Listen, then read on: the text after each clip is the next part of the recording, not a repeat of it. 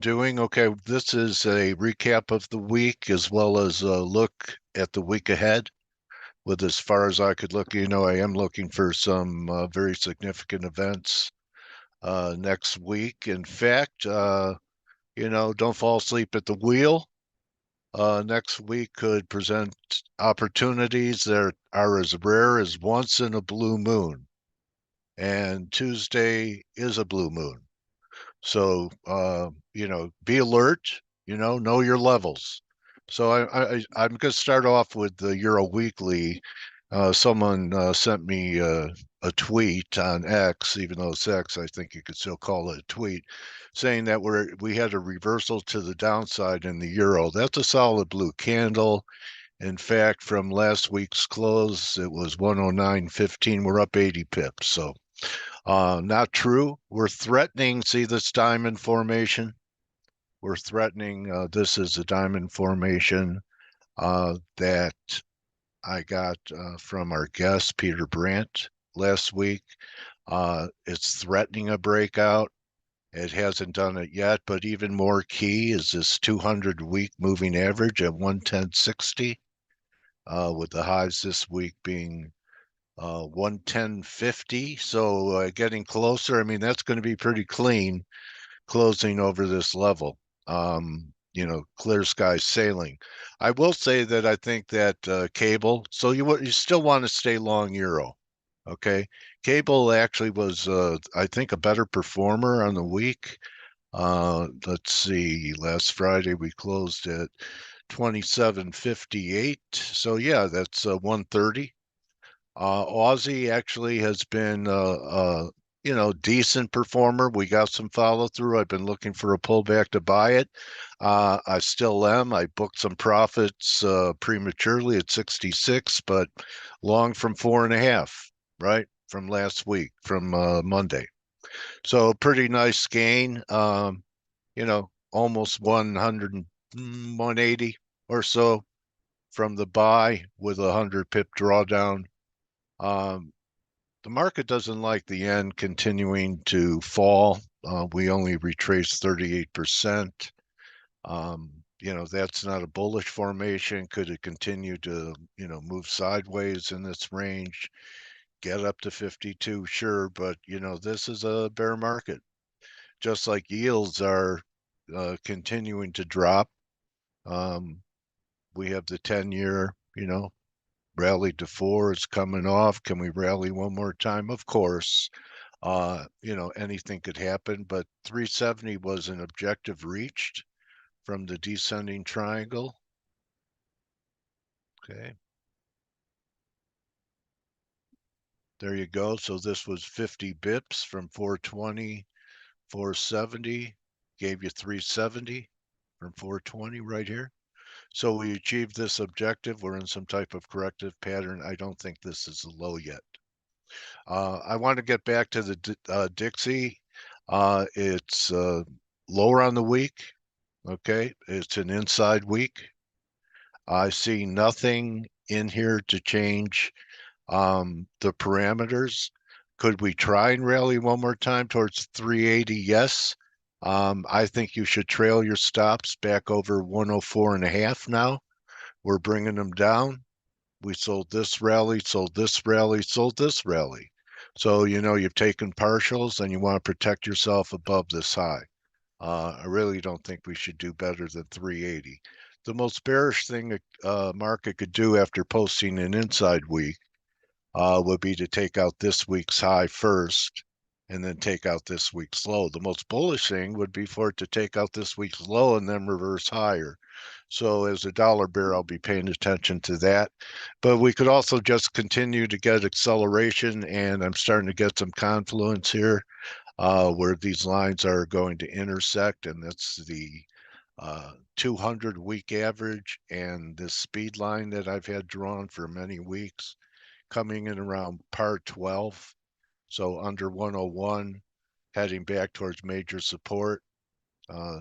This is what's going to really start to panic people when we close under the big round number under 100. So we're having a huge breakout in gold right now. It's happening. We're going to the top of the wedge. Maybe we're on the verge of war. It's not being reflected in WTI, not yet.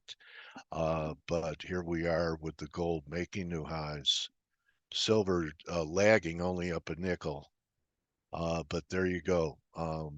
So we're up here taking out these highs.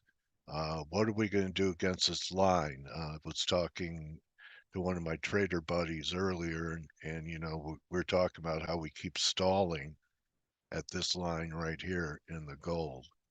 And will we stall again? So let's take a look.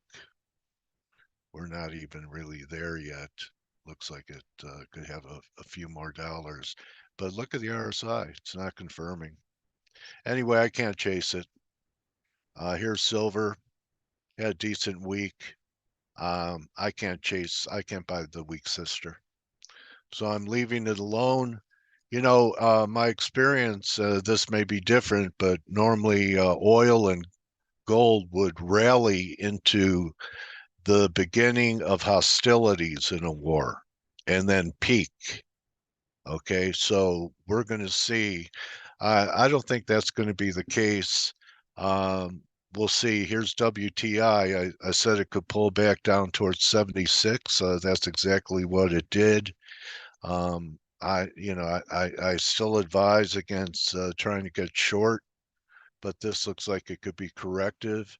And really, in WTI, you're in this huge triangle. So any guess that you're making in here, besides just trading this range, is just a scalping range trade, and that the big demarcation lines in WTI would be a close back over 83. That could take us $30 higher towards 113 and close under 72. That will take us, I think, immediately to the low 60s, but eventually it measures $40 crude. So you tell me, okay? But keep an eye on these, take a screenshot. They're really going to set the direction for a major $30 move in crude when we resolve. We can't continue to compress forever. So keep an eye on this formation. Just to touch on the S&Ps, what a comeback we had. We retraced 78.6, still a positive week. We'll see. Are we going straight to new highs? I put my toe in the water a little premature, but we did get back to 61.8 in the NASDAQ. The NASDAQ's weaker than the S&Ps because S&Ps almost got to 78.6 up here. So NASDAQ still having a good week, a very positive week, a very strong week. But it's possible, um, and I could make the case for new highs in the S&Ps. I've shown the 3 drive formation to you before, that this is 2, and we're going to get a 3.